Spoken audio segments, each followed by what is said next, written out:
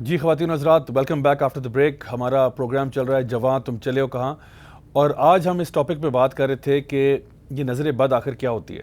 اس کے بارے میں ہم نے نبی کریم صلی اللہ علیہ وسلم کی وہ حدیث دیکھی جہاں پہ آپ نے ارشاد فرمایا تھا کہ العین حق، کہ واقعی میں نظر بد جو ہے وہ ہوتی ہے. اس میں ایک تو معاملہ یہ ہے کہ ہم لوگ انسان جو ہے وہ نظر بد خاص طور پہ اس کو تب لگتی ہے جب یا تو وہ کسی کا حسد کرتا ہے تو اس کو نظر کسی اور کو لگا دیتا ہے، یا کوئی اور اس سے حسد کرتا ہے. یہ تو بڑی عام سی بات ہے اور اس کے بارے میں علماء نے بہت ڈیٹیل میں اس کو ایکسپلین کیا کہ حاسد کی نظر کتنی لگتی ہے.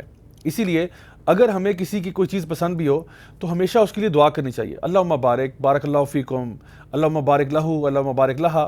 اس طرح کے کلمات ادا کرنے چاہیے، یا ماشاء اللہ لا قوت الا باللہ. کوئی ایسے کلمات جہاں پہ ہم کہیں کہ اللہ تعالیٰ کا بہت کرم ہے کہ اللہ تعالیٰ نے اس کو یہ دیا اور اللہ تعالیٰ اس کو اس میں مزید برکت عطا فرمائے، تو یہ اس کے لیے دعا کرنی چاہیے. کبھی کبھار انسان کو اپنی بھی نظر لگ جاتی ہے، انسان اپنے آپ کو شیشے میں دیکھ رہا ہے یا اپنی اولاد کو دیکھ رہا ہے اور ان کے بارے میں بہت تعریفیں کر رہا ہے اور اس کی نسبت اللہ سے نہیں جوڑ رہا کہ یہ سب کرم اللہ کا ہے کہ اللہ تعالیٰ نے ان کو اتنا پیارا بنایا، ان کو اتنا لائق بنایا، اور اس طرح کی جو بھی معاملات ہیں. تو خواتین و حضرات، ہوتا یہ ہے کہ آج کل کے اس دور میں جہاں پہ سوشل میڈیا ہے، جہاں پہ لوگ طرح طرح سے اپنی چیزوں کی نمائش کرتے ہیں، وہاں پہ لوگوں کو نظر لگنے کا سلسلہ بھی کچھ بڑھتا چلا جا رہا ہے. خاص طور پہ سوشل میڈیا پہ جب آپ اپنی تصاویر ڈال دیتے ہیں، جب آپ اپنی ویڈیوز ڈال دیتے ہیں، لوگوں کو آپ بتاتے ہیں کہ آپ نے کس ریسٹورینٹ میں کھانا کھایا، آپ کس جگہ پہ شاپنگ کرنے گئے، آپ دنیا میں جب ٹور کرنے گئے تو کہاں کہاں گھومے پھرے آپ.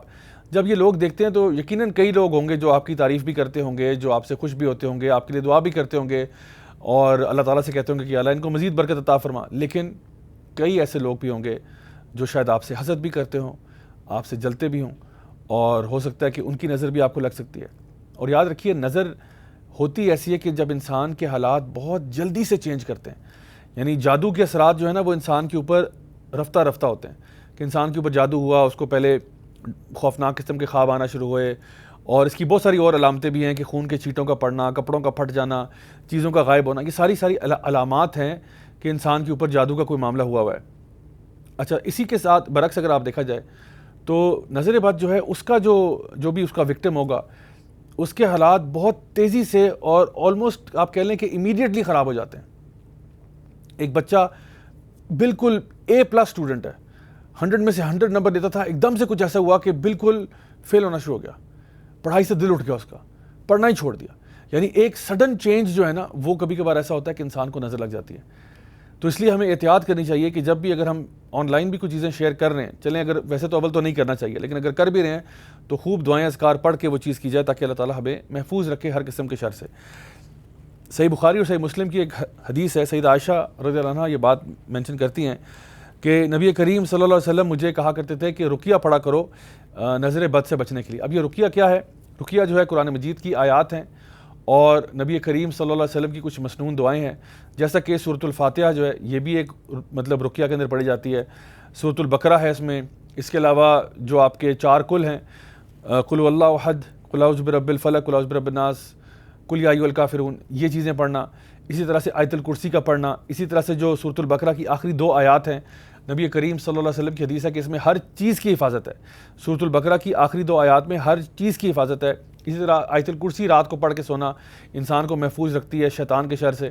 اور اسی طرح انسان جب وضو کی حالت میں رہتا ہے تو وہ بھی اس کے لیے حفاظت کے لیے کافی ہوتی ہے. جب انسان اپنے گھر سے باہر نکلتا ہے تو وہ یہ دعا پڑھا کرے، بسم اللہ توکلت علی اللہ لا حول ولا قوت الا باللہ. جب آپ یہ دعا پڑھ کے اپنے گھر سے باہر نکلتے ہیں تو اس دن شیاطین جو آپ کے گھر کے باہر انتظار کر رہے ہوتے ہیں وہ کہتے ہیں کہ آج ہم اس پہ کوئی اختیار نہیں رکھتے، آج یہ اللہ تعالیٰ کی حفاظت میں، ہم اس کا کیا بگاڑ سکتے ہیں، تو وہ وہاں سے چلے جاتے ہیں. تو یہ ساری کی ساری جو مسنون دعائیں اور اذکار ہیں ان کو ہم رقیہ شرعیہ کہتے ہیں. اور جب ان کو کسی پہ پڑھ کے دم کیا جاتا ہے، مثال کے طور پہ اگر کسی کے سر پہ ہاتھ رکھا جائے یا اس کے اوپر یعنی ویسے اس کے لیے اوپر جو ہے نا یہ چیزیں پڑھ دی جائیں اور پھر اس کے اوپر یہ پھونکا بھی جا سکتا ہے، جس طرح آپ مثال کے طور پہ سورۃ الفاتحہ پڑھتے ہیں. یا ایک اور دعا ہے مثلا اللہم رب الناس اذھب الباس واشفی انت الشافی لا شفاء الا شفاءک شفاء لا یغادر سقما. یہ پڑھنے کے بعد آپ اس کے اوپر پھونکتے ہو اس طرح، یعنی آپ نے پھونکنا بھی نہیں ہے اور تھوکنا بھی نہیں ہے، دونوں کے بیچ کی چیز ہے. نہ تو آپ پھونک رہے ہیں اس طرح یہ بھی نہیں کر رہے اور نہ ہی آپ تھوک رہے ہیں، یہ بیچ کی چیز ہے جہاں پہ آپ ایسے کرتے ہیں. تو اس طرح کر کے پھونکنا، کوئی بندہ جو بھی بیمار ہے اس کے اوپر دم کرنا اس طریقے سے، تو یہ چیزیں جو ہیں یہ سنت رسول صلی اللہ علیہ وسلم سے بات ثابت ہے کہ اس طرح ہم لوگ کر سکتے ہیں. بلکہ میں سمجھتا ہوں کہ جب بھی کوئی، یعنی کیونکہ قرآن مجید میں تو پوری شفا ہے نا، اللہ تعالیٰ خود ارشاد فرماتے ہیں ہدی و شفا و رحمہ، تو قرآن مجید جو ہے وہ ہدایت ہے، شفا ہے، رحمت ہے اللہ تعالیٰ کی طرف سے. تو جب بھی انسان کوئی فزیکل بیماری میں سے بھی گزرا ہو، اس سے پہلے کہ ہم میڈیسن لیں ضرور لیں، لیکن اس سے پہلے تھوڑا سا دم بھی کیا جا سکتا ہے، یعنی انسان خود کر سکتا ہے، اپنے فیملی ممبرس پہ کر سکتا ہے. آپ کو اس کے لیے کسی کے پاس جانے کی ضرورت نہیں ہے، الحمدللہ آپ خود سے یہ کام کر سکتے ہیں. سیدہ عائشہ رضی اللہ عنہا یہ بات ارشاد فرماتی ہیں کہ نبی کریم صلی اللہ علیہ وسلم رات کو سونے سے پہلے قل واللہ احد، قل اعوذ برب الفلق، قل اعوذ برب الناس اپنے ہاتھوں پہ پڑھ کے پھونکتے تھے، اور پھر پورے جسم پر اپنے ہاتھوں کو مل دیتے جہاں تک آپ کے ہاتھ پہنچتے، اور یہ 3 دفعہ کرتے، مطلب تینوں صورتوں کو پڑھتے، ہاتھوں کے اوپر ان کو دم کرتے اور پورے جسم پر ہاتھ ملتے، اس کے بعد دوبارہ پڑھ کے دم کرتے، پھر ہاتھ ملتے، پھر دوبارہ 3 دفعہ یہ آپ کام کرتے.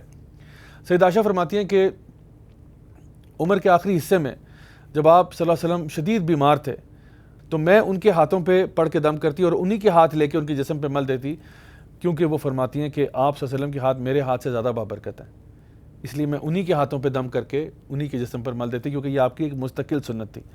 تو ہمیں بھی چاہیے کہ ہم بھی اس سنت کو فالو کریں، اس پر عمل کریں. تو یہ تو بات ہوئی کہ سب سے پہلے کہ انسان اپنے آپ کو رقیہ شریعہ کر کے کس طرح سے اپنے آپ کو نظر بد سے باہر نکال سکتا ہے. خواتین و حضرات، کئی چیزیں ایسی ہیں جو ہمارے معاشرے میں عام سمجھی جاتی ہیں اور لیکن ان کا تعلق دین اسلام سے نہیں ہے. کئی لوگ جو ہیں وہ گاڑی کے ساتھ جوتا ٹانگ دیتے ہیں کہ اس سے نظر بد، اس کو نظر بٹو کہا جاتا ہے غالباً، کہ اس سے نظر نہیں لگے گی، یا کچھ لوگ کالا کپڑا باندھ دیتے ہیں. تو یہ طریقہ نبی کریم صلی اللہ علیہ وسلم کی سنت سے ثابت نہیں ہے.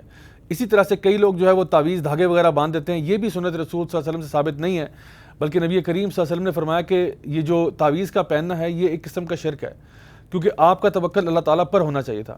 قرآن مجید جو ہے وہ اس لیے نازل نہیں ہوا کہ لوگ اس کو اپنے گلے میں ٹانگیں. قرآن مجید اس لیے نازل ہوا کہ اس کو پڑھا جائے، اس کی تلاوت کی جائے، اس کو سمجھا جائے، اس پر عمل کیا جائے، اس کو لوگوں تک پہنچایا جائے. آپ خود سوچئے، اگر کوئی، although اس میں علماء کا تھوڑا سا اختلاف ہے، کچھ علماء اس کو اجازت دے دیتے ہیں کہ جی قرآن والا تعویذ ٹھیک ہوگا، اس کے علاوہ نہیں. میں خود، آپ یقین جانیے، سینکڑوں تعویذ کھول چکا ہوں.